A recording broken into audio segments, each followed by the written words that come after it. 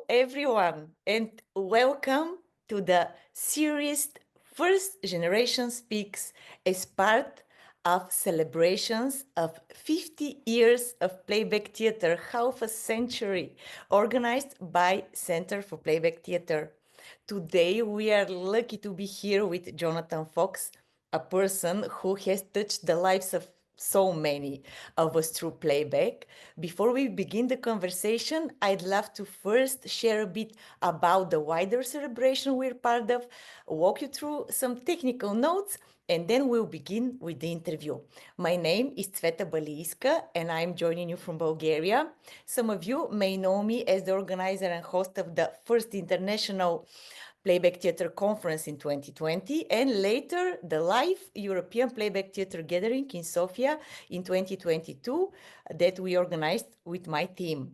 This year, the next European gathering will take place from 2nd to 5th October in Salamanca, Spain, as part of the official 50-year celebration. Don't wait too long to register. I'm also part of the board of directors of the Center for Playback Theatre, and I have the pleasure of coordinating the global celebrations of 50 years of Playback Theatre. As part of this milestone year, the Center for Playback Theatre is organizing a year-long international celebrations, including a series of live interviews like this one with founders and pioneers of playback theater, online peer supervisions with trainers and practitioners from all around the world, a global invitation to all playback companies to create performances in their own countries on the theme Stories That Shaped Us. You can join.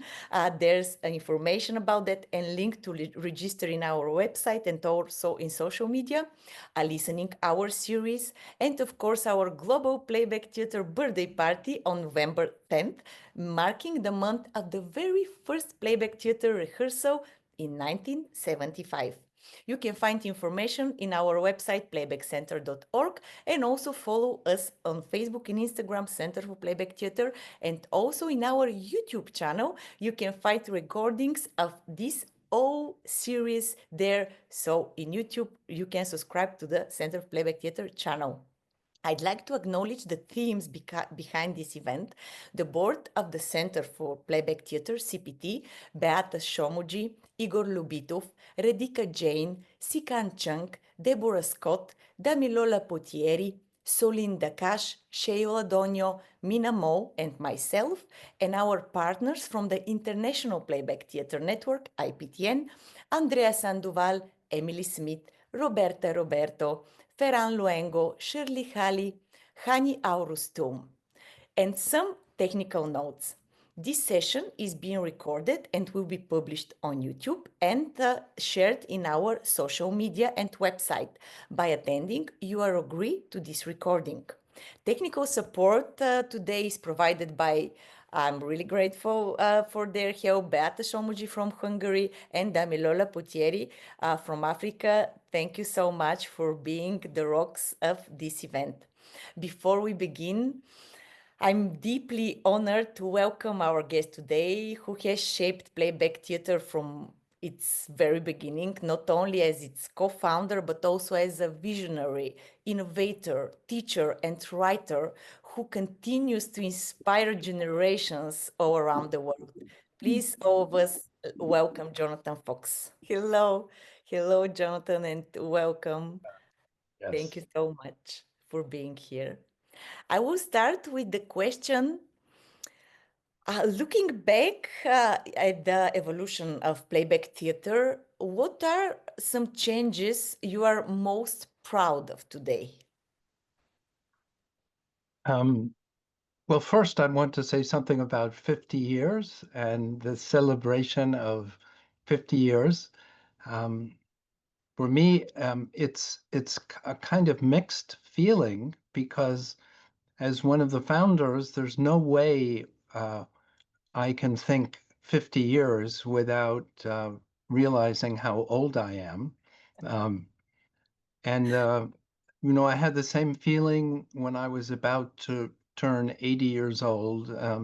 I didn't want to celebrate. I didn't want to really think about it. But by the time my birthday came, um, there were some wonderful parties, wonderful occasions, and I felt really great about it. So in the same way, at the beginning, I thought, oh no, 50 years, no, no, we can't.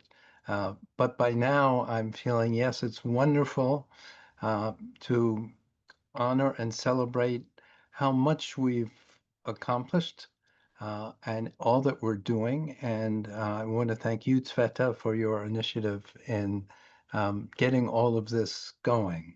Um, okay, so to answer your question, I, um, one of them, of course, is that there's community work. Playback groups, playback companies are doing work in their communities in so many interesting and important ways, and that's something I really feel wonderful about. Something else is the research and scholarship about playback theater. Um, there are many books. Behind me, there's a whole half of a shelf of books written about playback. And for example, if you go to Google Scholar, this website, Google Scholar, and put in playback theater, there are so many academic articles about playback. In many different fields, and I know some of you listening today have written some of those articles, and I'm very proud of that and proud of you and feel it's wonderful to build knowledge about playback theater. Mm. And I guess finally, I'll just say how enriching it's been for me and uh, how good I feel about what I'll call the playback family. Um, we've so many of us have met each other and been stimulated by each other and love each other and then met each other again and again and again. And it's been one of the most wonderful parts about this whole thing. Mm. Yes. And how do you view the role of ethics in playback theater today and how it shifted compared to when playback theater first began? Okay, so we're jumping right to it. Yes. Um, at the beginning, we didn't think about it so much. We had this idea, we Mm, tried it with audiences. People seemed to really like it. They seemed to get something very positive out of it, and we felt great. mm, Then, after a while, we started to kind of sense or hear that people didn't feel great always. mm, What was happening if a teller didn't feel great afterwards? And we had to start to think about that, that there was a lot of power and psychological power in what we were inviting people to take part in. And we had to think very carefully because I wanted this theater to be good for everybody. That is to say, um, good for the tellers, good for the audience, good for the actors, um, good for everybody involved. And so um, that that means that you really have to think about it and you really have to work on it. And of course, in recent years, as playback has grown and grown so much, and now extends, worldwide, then international politics, in mm, particular international conflict and even war, um, can, and has impacted us um, seriously. Um, and so, what is an ethics that can embrace world conflict and where our community can hold together in spite of world conflict? And we're struggling with that now. Uh, mm. and I'm hoping that we're going to all work on this so we can find new ways to come together, or at least to have a shared understanding. Mm, And I guess I just want to mention the new ethics course that CPT and the IPTN are jointly sponsoring, which is great. That I spent a year developing, and now we're offering the first class in that, and there'll be another class um, in starting in July, and the hope is that it will be available and affordable to everybody, mm, and that this can help build a shared ethics that's suitable for the current conditions. it's the course is amazing and it's so interesting and so many thoughts that I have after each session or a comment or a lecture. And what are the main ethical challenges, in your opinion, facing playback companies and practitioners around the world right now in this situation? There are a lot of them, but how do you see it? Well, I mean, there's we'll call it local and global challenges. You know, the Mm, local, I would say the ethical challenges on a local level. I mean, there are many, and we don't have time to really detail mm, it because, you know, it's a big subject. But on the local level, I would say mm, the biggest challenge is knowledge. Knowledge. It's self-knowledge and um, political and historical knowledge so that we can understand people's stories. Um, mm, you know, someone who has a very different background from us, we can be ignorant, we can be afraid, we can be angry, and we really have to work these things through and learn about ourselves and learn about society in order to do our work fully mm, and ethically. And then on the global scale, of course, as I already said, we have um, you know, world conflicts that have been overwhelming our community and how to deal with this. And, you know, different people have different ideas about it. And of course, I have my own feelings about it. Um, and I just want to say that, you know, some people sometimes feel, well, Jonathan, you should, you know, you should take care of this, or you should tell people how to behave or what they should do. Um, Well, that mm, was never my style, uh, for better or worse. Um, but I'm now in a kind of grandfather stage, and it's really I can do my best to help give advice and to share thoughts, but it's for all of you mm. together to find a way, the a way forward. Uh, an ethical way forward so that our community can remain strong. Yes, yes, we all hope for that. And now I want to change the subject to something amazing you developed, and I have the pleasure to follow it from the one of the very first times that you shared it to the world, my beloved narrative reticulation. And I really like this concept and use it in my practice. And I really recommend all the people that don't know the concept to read more about it. And it's really powerful and an important contribution to playback theater practice. Could you share what inspired this concept, what you believe, and it is so vital for practitioners today, and how you envision it being taught and explained in the future? Sure, sure. Narrative reticulation, um, how our stories connect. And I got interested in this because it seemed mysterious. The stories did connect. Even if during the performance itself we couldn't really fully um, you know, realize or understand, but if you thought about it afterwards, it was amazing. And then the fact that these stories connected helped create the feeling that's often there.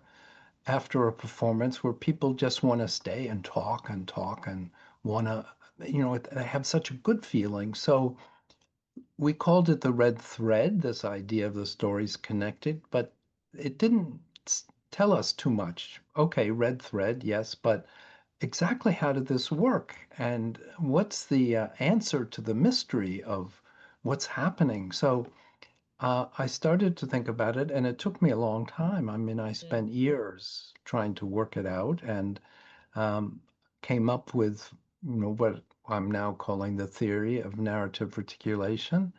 Um, and so it can be used, to assess performances. It can be used to promote playback theater, to help explain playback theater. Uh, and I will say that I feel I have talked about it on many occasions, and I've written an essay that's about 10 pages it's available widely. Um, and that essay is a chapter in Joe and my recent book of essays. Um, but for the last few years, I've been working on a longer explanation, which I have completed. Um, now I'm just completing it, and it's let's say about 100 pages. It's actually too long for an article and too short for a book.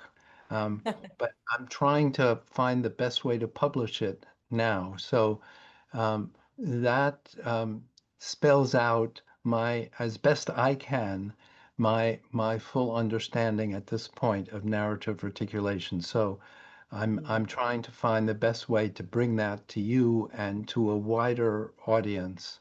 Uh, and I hope that, others not involved in playback can start to appreciate this idea that yes, our personal stories are important, and also we have this almost innate uh, way of communicating through stories that comment on each other's stories, which is the heart, really, of narrative reticulation.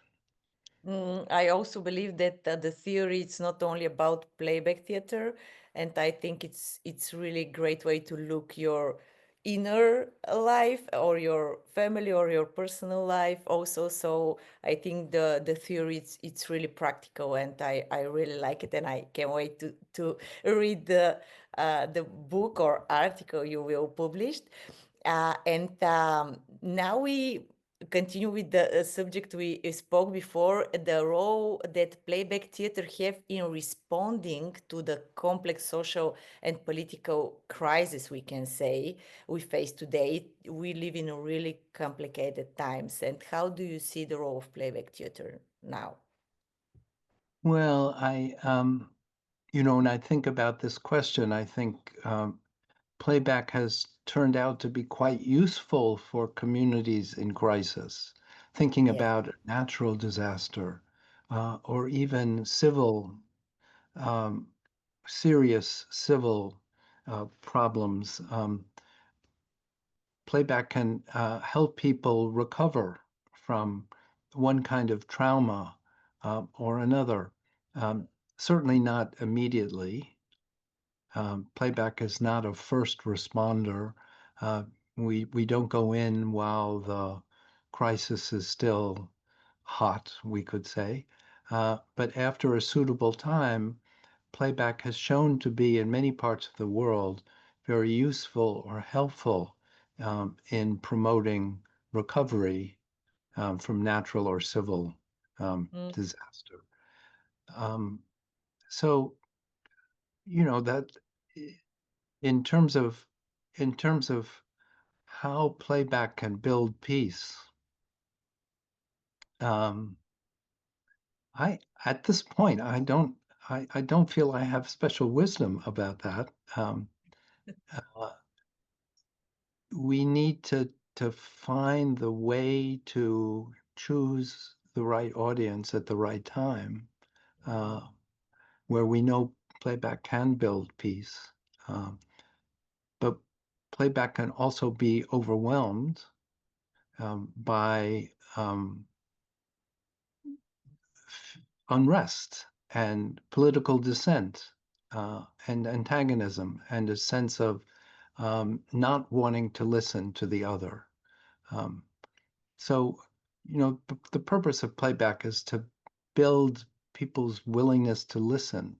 Um, and we're just in the middle of learning how to do that in an increasingly fractured world.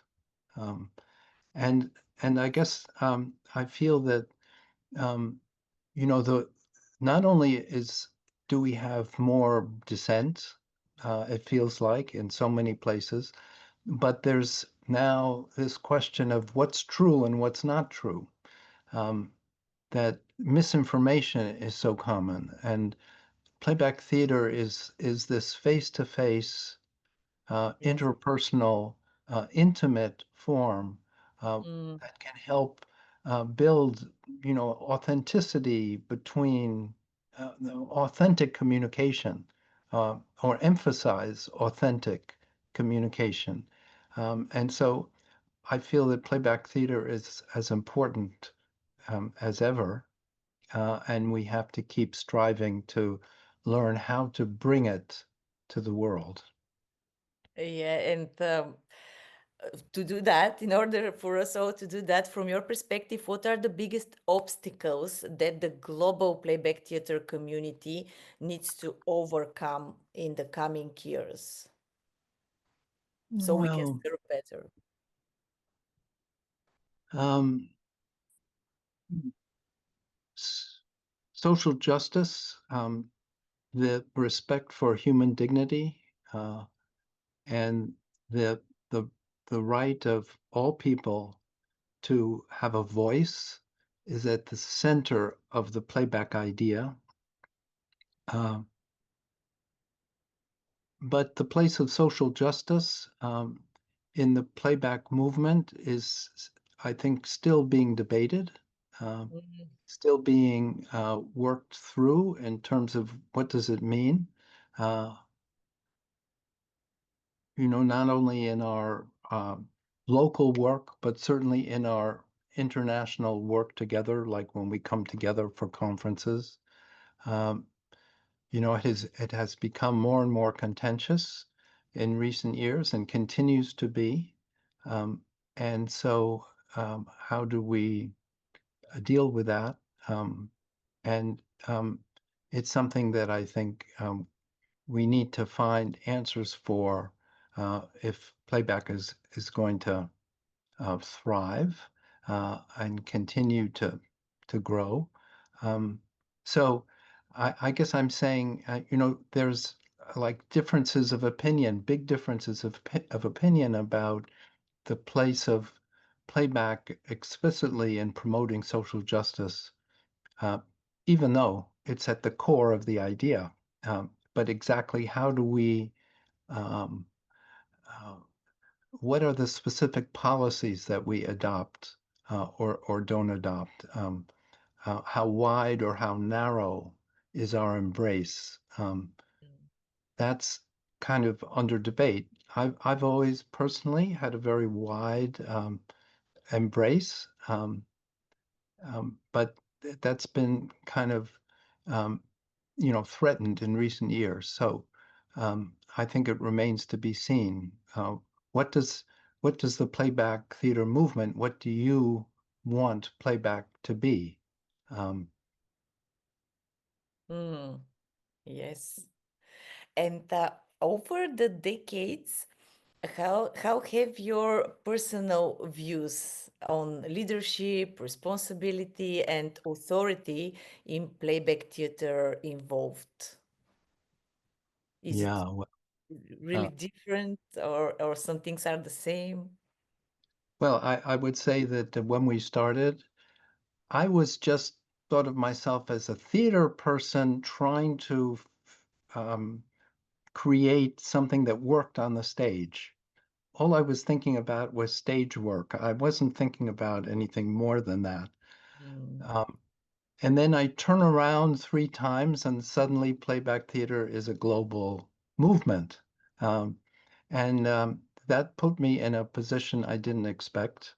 Um, and I would say that I have over the years been torn between a belief in guidance, one of the words I use in narrative reticulation, a belief in guidance, a belief in leadership, a belief that leadership can make a big difference on the one hand, and a belief in spontaneity, or we could even say anarchy, on the other.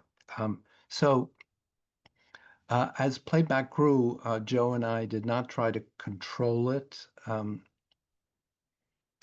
We gave it away, so to speak. We urged people to do it if they liked it. Mm. As we sense the ethical challenges, we started to emphasize training and offer training. And of course, we founded or were involved in founding the Playback Theatre institutions, the IPTN and the CPT, which are there to provide a certain kind of guidance and a certain kind of historical continuity. Um, so I've been, a little bit in between spontaneity and guidance. That is to say, everyone can develop the way they want to and use it the way they want to. And if if you like the melody, sing it. On the one hand, and on the other hand, helping to guide training and helping to uh, solve the many problems that come up when you do have, a worldwide scope. And the conferences have been particularly challenging that way. Um, and so, I have to say that I did my best. Um, and now I'm really not in a position of leadership anymore, the way I used to be. I've handed it over, and it's a relief in many ways.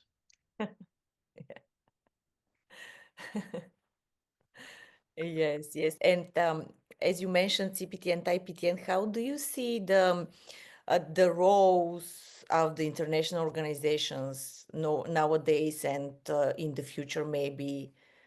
Do you have something that you see? Yeah, well, the I won't take time to go into how these two organizations developed instead of just one, or and then there was a period where um, they were kind of finding their own identity and were even kind of not so cooperative with each other. And now the identity is clearer of each organization, and it seems there is a cooperative feeling that I'm very happy about. I feel it has been confusing to people. Why two organizations and not just one? And I think that's a good question, and that the question, the possibility of uniting the two organizations at some point might certainly be worth thinking about or talking about. I'm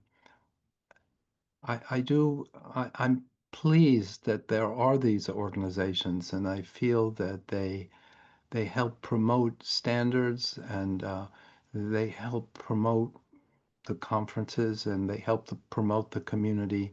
Um, so these institutions are good.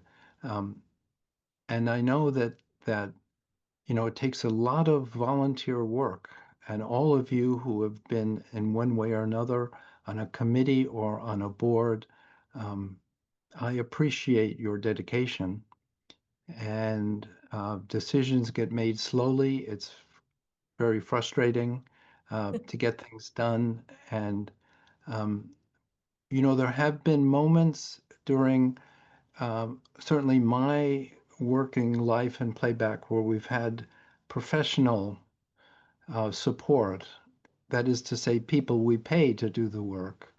Uh, and at some point, playback theater may grow to the extent that it's good to have that professional support to help really get things done in an efficient way. Um, yeah.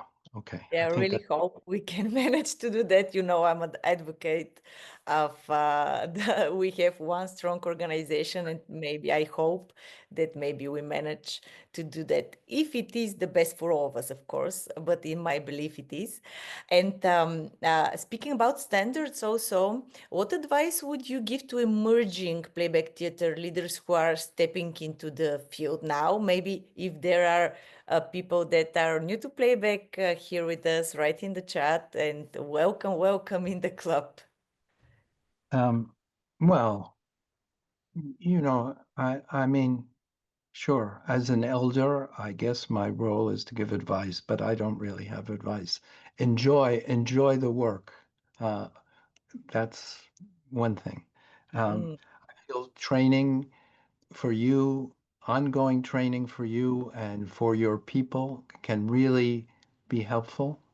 Um, I feel that supervision can be very important uh, to help you always, even though your lives may be very busy, to stay reflective and to keep thinking about what you've done and what's been successful and what's not been successful. Um, Build relationships with each other. Um, the stronger the relationships that exist locally and globally, the more chance we have to work things out together. Um, and yeah, I guess relationships not only with each other, but in our communities as well, so that we can partner with different organizations to bring playback even more into the world. mm, yes. So, what about the when we speak about standards and the roots, and with Joe, we had a talk about that, about the story, the heart of playback theater that some of us are really trying to maintain and teach. And in your opinion, how can playback community remain true to its roots while continuing to innovate and stay relevant today? Yes, well, I feel um, from the beginning, Playback Theater, we were interested, as I've said, in working in the community. Uh, and at that time in the 70s, the idea community-based theater, I don't even think that word was used, but we're definitely uh, a community-based theater. So that's something that feels important to me. And later, um, I have a few photographs to share with people, and one photo kind of emphasizes this idea of um, our roots are really in our communities, um, Mm, yes. and in the different places in our communities where we can be useful. Um, so that's one thing. And I know that Joe, when you did the interview with Joe, I think she spoke about playback forms and the long form, uh, long form story.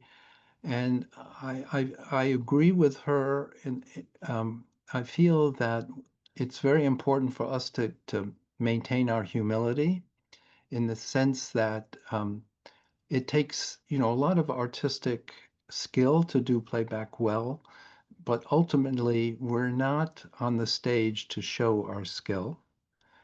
We're on the stage to fulfill the stories of the community. Um, and so, um, that's what we need to keep in focus.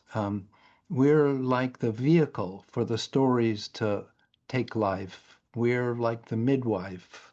Um, we're we're Mm, we're we're not even the doctor. We're the midwife. So it means that if we need to bring 15 forms to a performance, we're showing off. Um, uh, the forms are there because they can capture stories in one way or another, and we're always going to be finding new forms, and this is great. I mean, creativity is at the heart of our our play. But the forms are serving the story, not the story serving the forms. Yes, totally agree. And if you were to imagine playback theater 50 years from now, what would you hope to see? Um, well, um, I guess I guess um, I would like to see, of course, playback be more widely known and more widely used in our communities. I guess that's the main thing. And as I said, I think that in our day and age, and with the sort of trends of modern life, that this kind of intimate, person to person creative form uh, is is valuable, uh, is a good counterbalance to other things that we're all dealing with. Um, and so my hope is that playback will become increasingly embedded in our community life. Hmm, let it be. Yeah. So now we will see, with the help of Dami, a few lovely pictures that you sent us, and we will hear your comments on them. Some of them are pictures that we have seen and know, but some of them are pictures that I personally haven't seen until now. So I think that you all would enjoy seeing the pictures and hearing the comments of Jonathan. Okay, so the first picture, uh, many of you may have seen this. This is one of our earliest performances in 1976. And what I want to emphasize about this picture is that you can see it's an outdoor festival by a river. Obviously, they were having music and other things happening. And we performed playback theater as part of this festival. We entered the space by um, parading down the hill behind the audience and appearing in this kind of playful way. Um, but then we did playback theater. So my point is that from the beginning, we were community focused. Um, we did our work in lots of different places in the community, um, mostly indoors, of course, but we went outdoors to occasions like this. Um, we can go to the next slide. Um, so you can see what we're wearing in this photo. We're wearing these kind of what in English we call overalls, Mm. uh, and I'm wearing this bowler hat. And we dressed this way at the beginning because we were we wanted to be a little bit clown-like. We were afraid people would think this personal story approach was too serious or maybe threatening. And so we wanted to help them relax by dressing in this kind of very informal, playful way. But we soon realized that it wasn't really necessary. People were quite ready to tell. They didn't need us to clown around. Uh, of course, we had to help them relax or we had to help them get ready. There was a kind of a warm-up phase, the short forms before the long stories. But we didn't need these overalls. So can we go to the next slide, dummy? So we changed, and we changed to um, a kind of um, top of different colors, um, attractive colors. The men and women performers wore the same, um, and that's the original company and some Australian actors performing in Australia when we first went there. Um, so that became our costume or what we wore on stage. And I will say, we can go to the next slide, dummy. Um, this is the original company. It's a black and white photo, but it shows that same costume. And we we started to make T-shirts. We printed T-shirts with our name and logo, um, but we never wore them on stage. We used that for fundraising. We sold those T-shirts, and I guess I didn't want us to wear the T-shirts on stage because it, called attention to ourselves in a certain way, and maybe could become a distraction for the teller. Um, anyway, that's just a comment about our costumes and what the original company wore. Mm. Um, so there's one other point that I want to make, and that has to do with the balance between work, playback work, and your personal life. And um, playback theater for most of you uh, doesn't earn money. Um, And if you do earn any money with playback, it's not enough to live on. Uh, and yet, so many of you are deeply involved in playback uh, that it's at the core of your professional life in one way or another. And so it presents a big challenge. It certainly did for me, um, maybe especially as a founder. There was so much joy, but also so much struggle in in playback, and to balance the the work.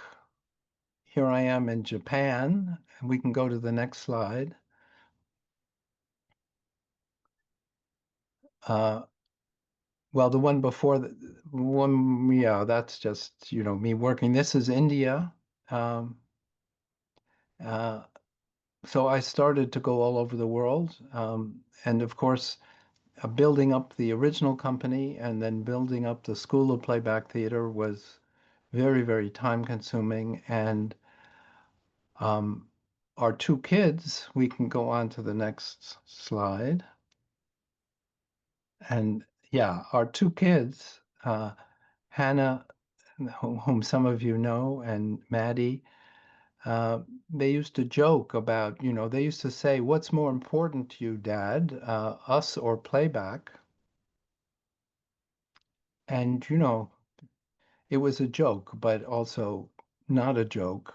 Uh, and it was a challenge, this balance. And we can go to the last slide. Um, and and I just want to share that I empathize uh, with all of you who uh, work to find this balance, and it's very important, and a challenge. Okay, that's it Yes. for the photos. Thank you so much. Yes. Yeah, I think that many of us will agree that it's not easy to keep this balance, and maybe you can write in the chat if you find the magical answer to how we can have it. So please, if you found it, put this in the chat. And now, before we go in the breakout rooms, you will have 15 minutes to meet, to chat. And this is one of the ideas of this series, not only to enjoy the time with the first generation people of Playback Theatre, but also to have this global gathering and to meet new people, to chat, to explore, and to share. So this will be really soon, but I just want to check if there is someone who would join now live and would want to ask or say something before we go to the breakout rooms, if there is this impulse. If not, we will go to the breakout rooms, and then we all will have more time with Jonathan to ask questions or to share thoughts, insights from the talk. So now I will give just a moment. If someone wants to speak, it can put the microphone on and to say something if there is something that it's needed to be said now. Hello, my name is Lalu from South Africa. I don't have a good connection, so it is better if I stay with camera off. Please excuse me. Thank you so much for this opportunity. I wanted to echo the point of finding the balance with the passion and being playback. And this question has been something that I've been thinking deeply about. And I am wondering about the possibilities of collaborating with others. So, for example, we as playbackers joining some research institutes to be the ones that can help source data or even share data. In what ways could we think of plugging in with others that we can collaborate, which tends to be one of the core principles in applied theatre? Thank you. Yeah. Thank you. Jonathan, do you have a comment? Well, I agree completely. And the challenge is to interest those institutions in working with you, uh, and it's an important part of the community work. Uh, there's I learned in a Japanese phrase in Japan, if I remember correctly, dandori hachibu. 80% of the work is not the stage work. It's the networking, it's the liaisoning, it's the organizing, and so that's part of collaboration, and an important part of it. Yeah, I have a thought of our last Bulgarian Playback Theatre gathering that it had its 10th anniversary this year, and it's getting bigger and better with each year. And at the end of the, we had all the companies represented by a person. We have 9 companies now in Bulgaria, and we are really happy about that. And we had this thought. One of our colleagues said, "What if we hire one person?"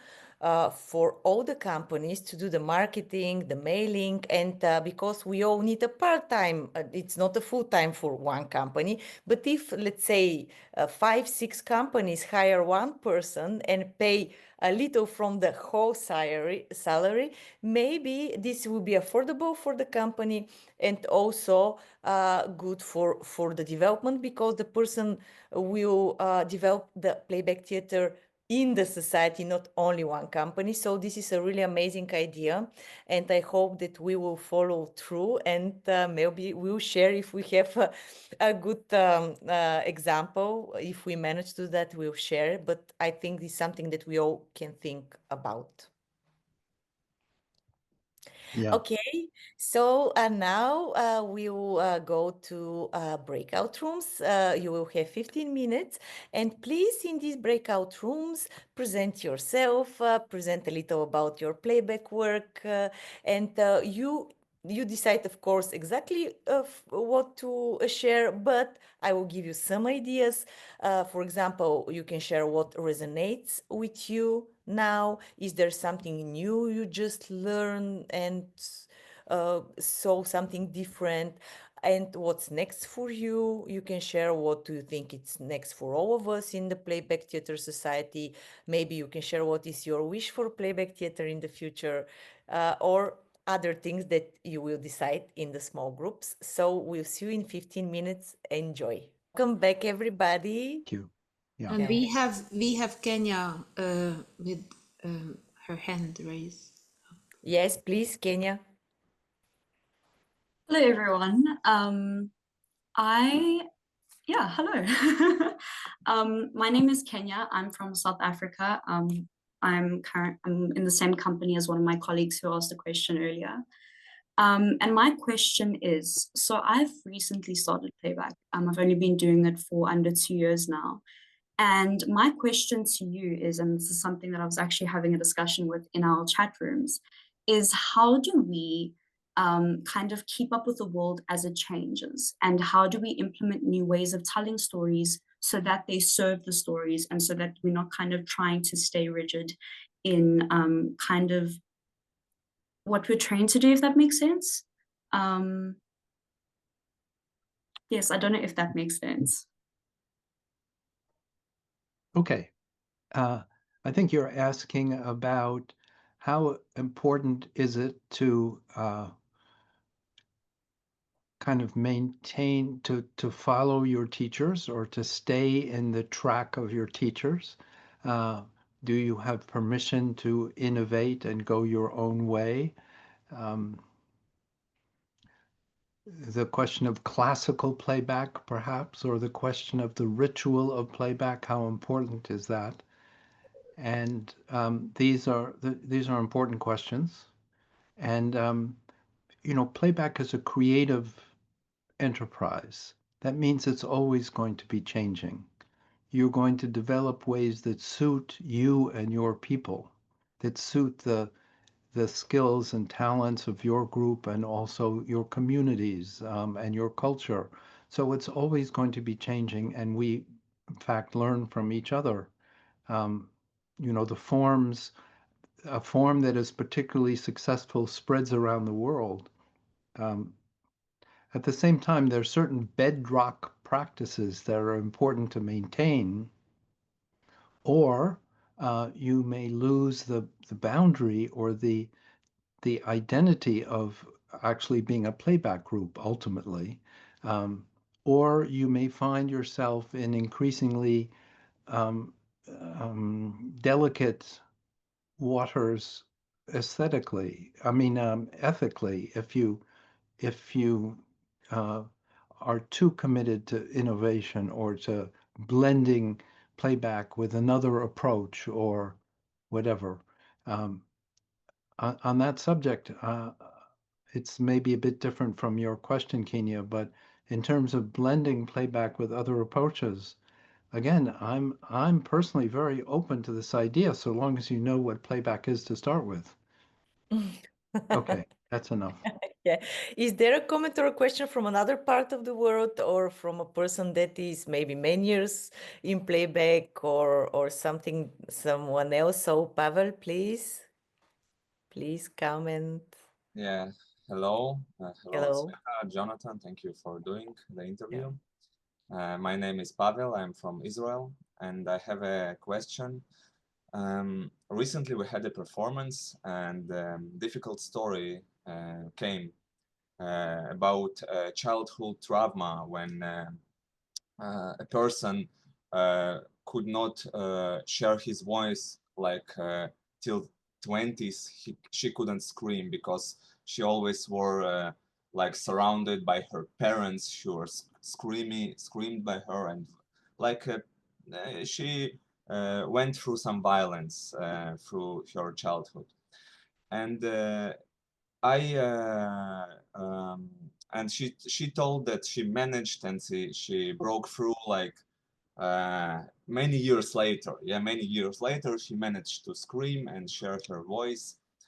And when we were playing it, I brought the antagonist like on the stage, and some colleagues in our group said to me that they were feeling unsafe because they felt like maybe it could make the trauma worse. It could re-traumatize her.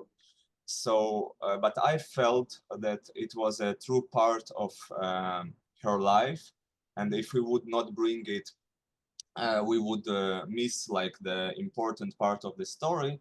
And when I was playing it, I was trying to find like the reasoning that maybe it was unconscious, like not to, find why he did it, but to, and in the end I said sorry. Our conductor didn't ask questions. Like we didn't know in what relationship she is now with her parents. So I didn't know if it's well or not. I hope I am not making the question too complicated, but I felt that I wanted to give some hope in the end of this antagonist monologue. So my question is do you feel this is right, like when we work with stories like this, uh, to go there and maybe leave some room for hope, even if we don't know if it's true to the teller? Yeah. Thank you. Okay. Again, it's a big subject, and thank you for the question. I can't answer it fully in this format. I feel that in general, it's important for us to bring in the social dimension. It's often important to communicate the meaning of a particular story. But in cases of trauma or a particularly painful personal experience, that we have to be very careful to portray what the teller says. And I don't feel I'm an expert in this, although, you know, I've had many years of acting out these stories. So, you know, we want the teller to be able to watch with their eyes open and not need to close their eyes in the middle of the enactment because it's too much for them at this particular moment. Um, you're asking about inserting hope. And again, I wasn't there, so I can't comment on what you did on that particular story. I think there are instances where we may want to uh, add a note of hope, and yet it's really important that we don't speak for the teller. I mean, often the teller wants us to see the horror, and that's what's important, not the hope. And so if we're too needy ourselves to add the hope, then we're not willing to listen to the teller. We're not willing to listen to the teller's version.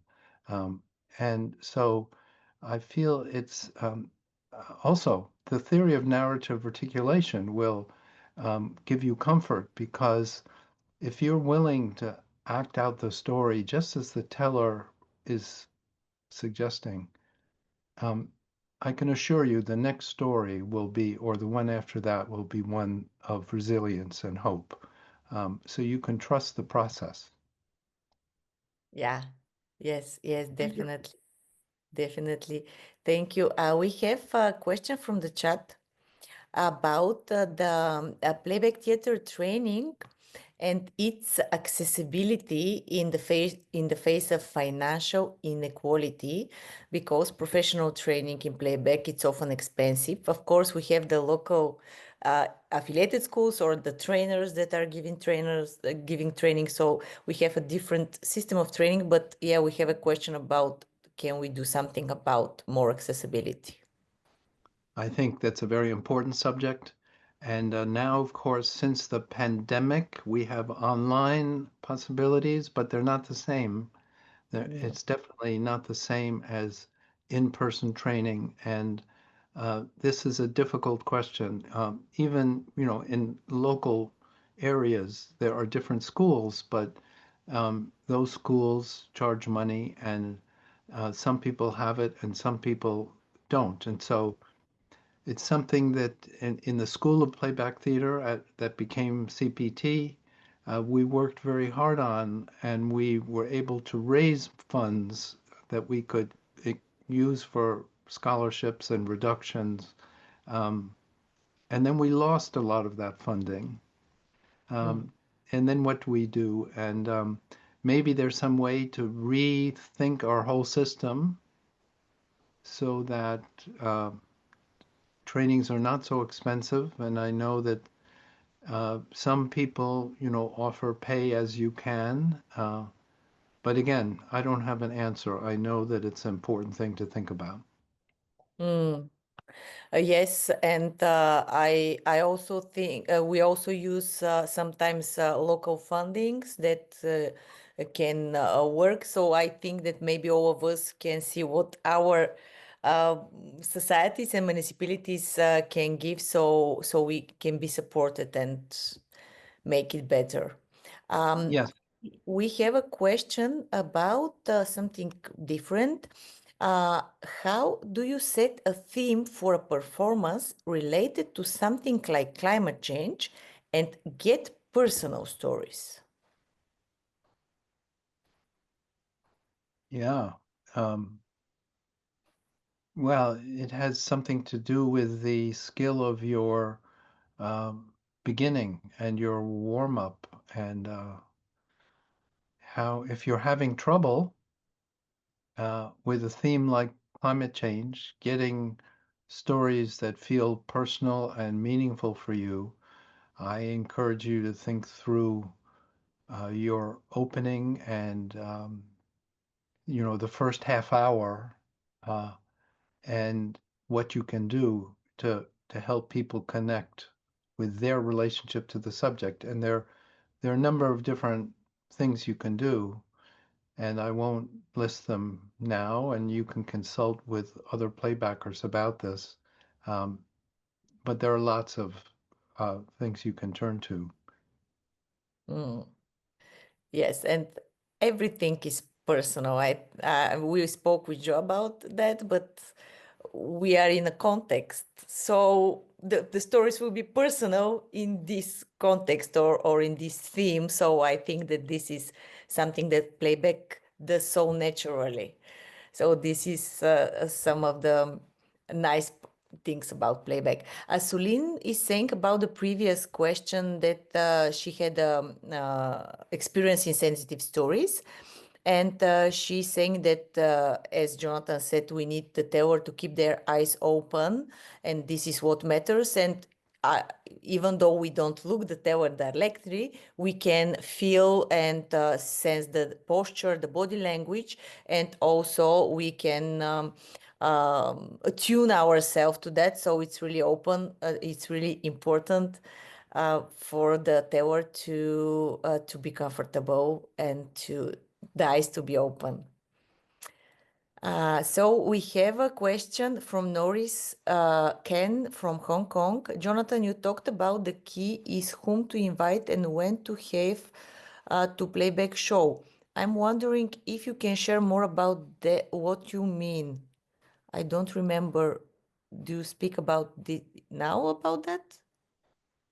Um, can you say it again, Tzveta? Um, What? you talked about the most important part is whom to invite and when to have Uh-huh. playback show. Yeah. I'm I wondering if you can share more about that. Yeah. I'm not sure what you're referring to, Norris. I'm sorry.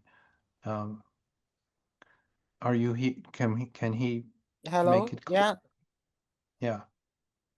Hello, Jonathan. Hello. Yes, hi. Please Hi. make it clear. Yeah. Yeah, I'm not sure if I can understand it right. Because you share about something like social justice and we because there's a lot of conflicts nowadays, and we have some and also you are having some course about ethics, and then I heard something like maybe the part is not we find uh we find answers from playback, but maybe maybe we are trying to looking for answers together, something like that. So I'm wondering, uh, what would you do? Yeah, my question is, what would you do if we are not uh solving the problem, but uh Well, yeah, what can we okay. do? Yeah. Okay. If I understand you, Norris, it's if you're facing a problem and you're not sure how to deal with it, then what's important is who are you connected to in the playback world? Who can you?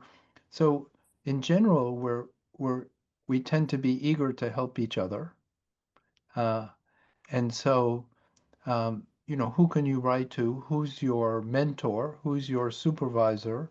Um, who have you met?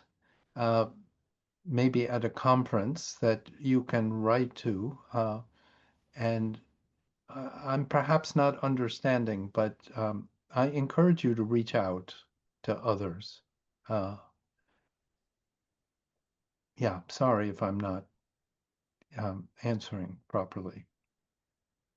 Nela Chiwachava have a question. She remember in one of your book, you mentioned it is not possible to move to next level of educational program in Playback Theatre if participant doesn't share story. And she's saying that she's doing different trainings and programs during years, and she have one participant in one group who's with her course second year and very rarely shares story. She don't push, and she's waiting, but she's wondering what is your vision about that. Well, of course, it's up to all of us to share when we're ready and not be pushed or forced.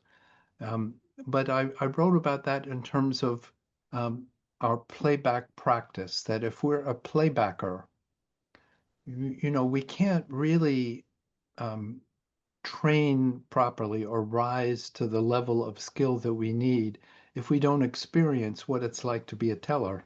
Um, and so somebody who really is unwilling or not able to tell their story um, as a playbacker, I wouldn't kind of promote them to the next level or to be a leader.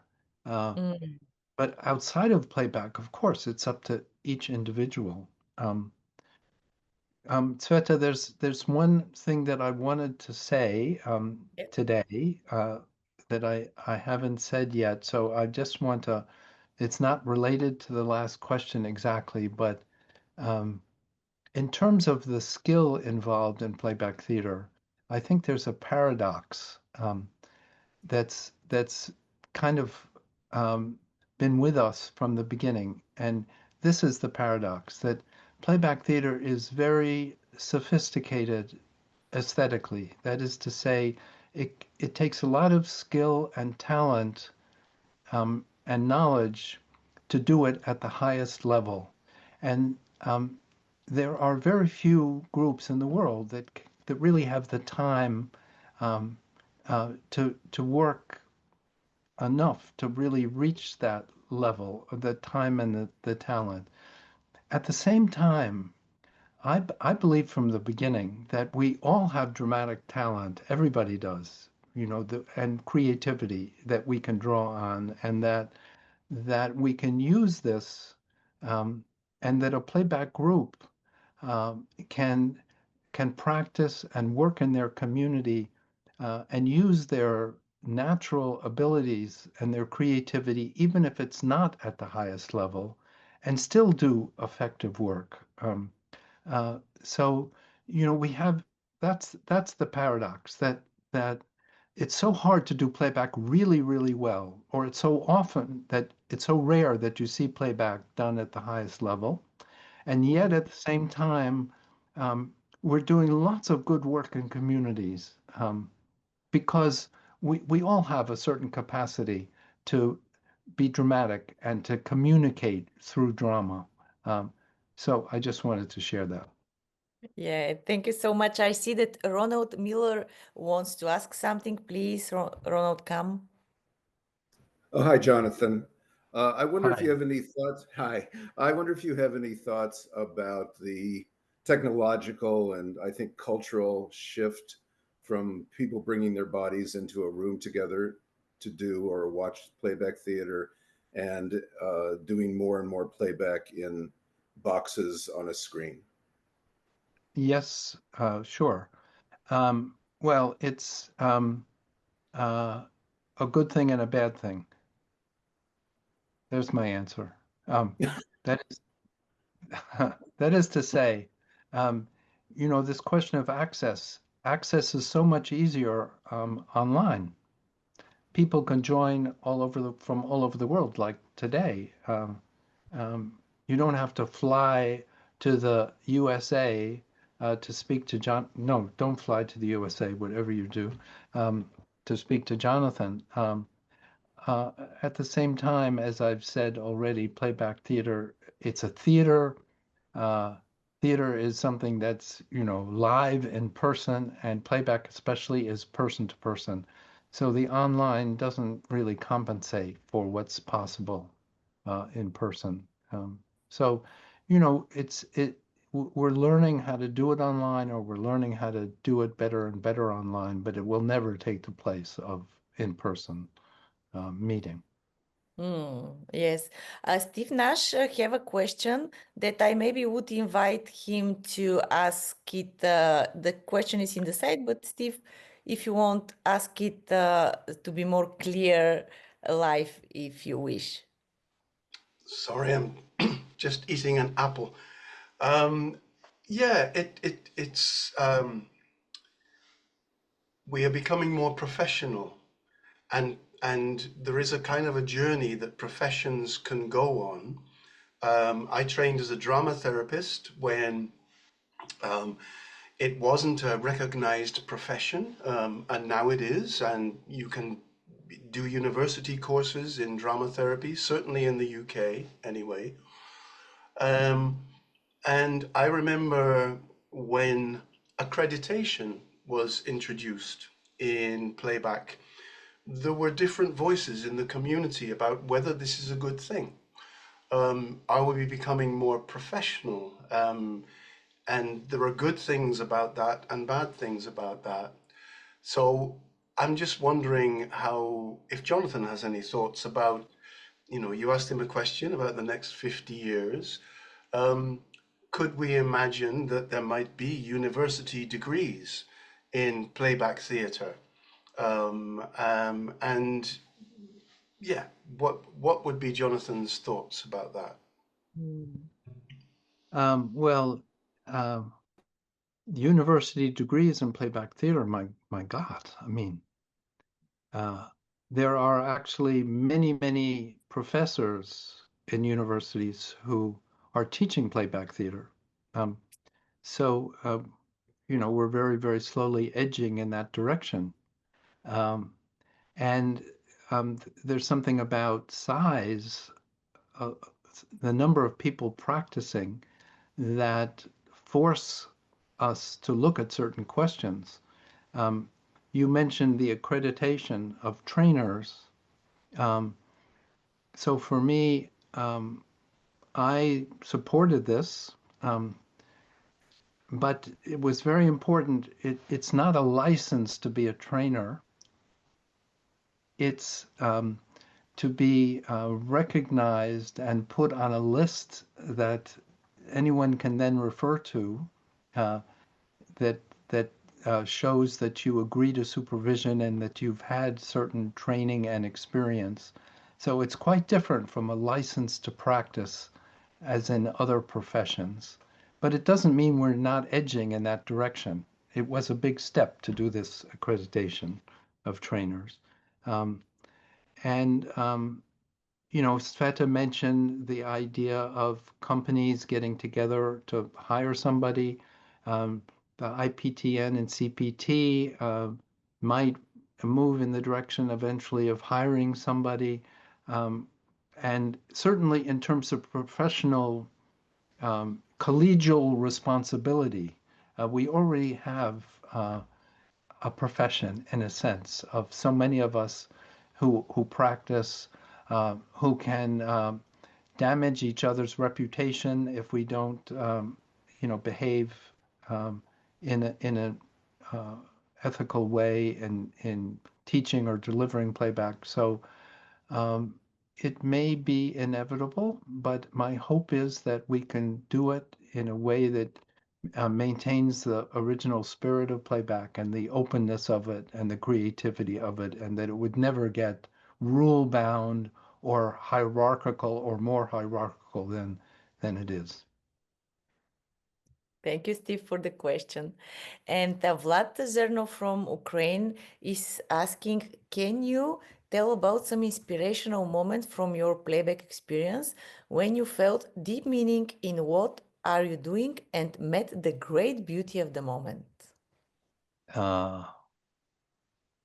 Well, thank you for that question, but I don't know if I can. It's just there have been so many moments, and how can I pick out one? Or I would need to think about it for a day, and then of the many I thought of, pick out one to try to describe for you. But even then, it would be impossible to describe it because there would be what happened, and then there would be the feeling afterwards that's indescribable.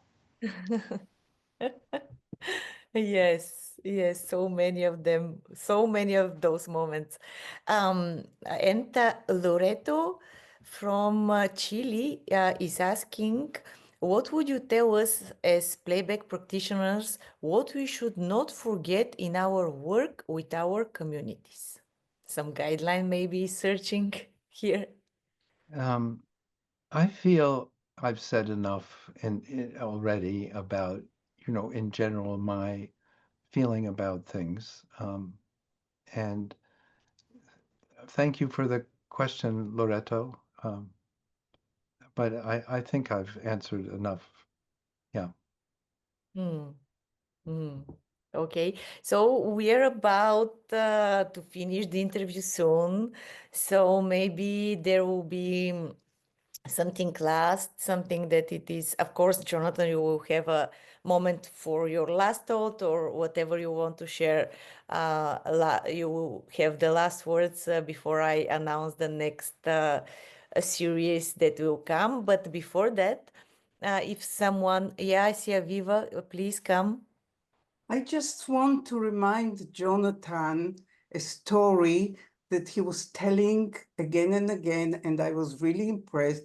It was your story from, I think, Rwanda or Africa, about the man that was coming to tell the story about the death of his mother.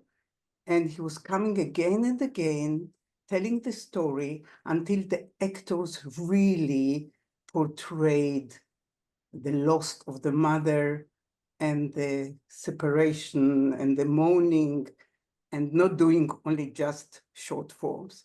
And that was very inspiring for me. Thank you, Aviva. Thank you. We will have the pleasure to be in an interview with Aviva, but I will announce what will be next after Jonathan's final words. Well, my final words are to you. Well, what's coming up for me is I love you all. And in terms of any wisdom, I've shared with you what I can this morning, and it's up to you, everybody. And please carry on. Thank you so much for your time. And I will share a little bit of what is coming next. Tomorrow you can be part of 20th of May, you can be part of peer supervision with Emily Conolan and Sikan Chung. And there is still time to join. Our registration link will be shared in the chat. So you can enroll now if you want. It will be amazing, I'm sure. 19th of June, we'll have interview with Beth Hosking from New Zealand and Persia Whitwood from Australia, which will be amazing. And I can't wait. 19th of July, we have interview with Kayo Munakata from Japan. Then 19th of August, we have interview with Aviva Rosenthal from Israel. 19th of September. And until 19th of September until 19th of November, we will have the pleasure to be with Päivi Ketonen from Finland, Karin Giswan representing German-speaking countries, Ben Rivers, Farah Wardani, Sulinda Kash, Leslie Palmer, Samson Setuno, Kati Borowski. So it will be definitely amazing. And I'm so happy that we'll have the pleasure. And it's easy. 19th, it's always 19th of the month, but the hour depends on the speaker. So please check.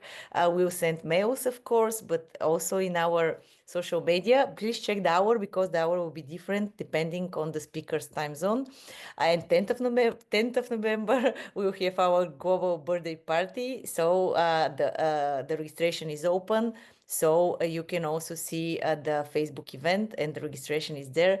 So I hope there will be many of us. It will be a really amazing program. And I want to thank again for the technical support today provided by Beata Shomuji from Hungary and Damilola Putieri from Nigeria. Thank you so much for supporting this event. Also, of course, to the boards of Center for Playback Theatre and the International Playback Theatre Network. And of course, thank you all that you were with us today live. And thank you, of course, Jonathan, so much for sharing time with us and thoughts and wisdom. And it's always a pleasure to be around you. So I'm sure that many people in the audience now feel this way. So thank you all and see you in the next events. Please follow us in YouTube. This interview will be in our YouTube channel. So if you want to hear again some thoughts, you will have the possibility and share, of course, with your friends if you like the series. Bye. Thank you so much. Thank you. Thank you. Bye. Thanks, Jonathan. Bye. Thank you. Bye bye, Bye. everyone. Thank you. Thank you. Bye. Thank you very Thank much. you. Thank Bye. you. Bye. Thank you very Bye. much. Bye. Thank you very much. Thank you.